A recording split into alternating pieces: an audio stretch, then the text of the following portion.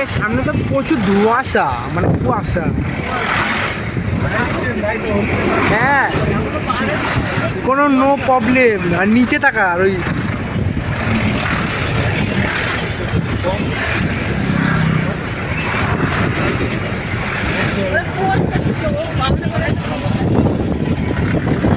ও নিচে দেখ, এর মধ্যে রয়েছে, ঠিকই আছে।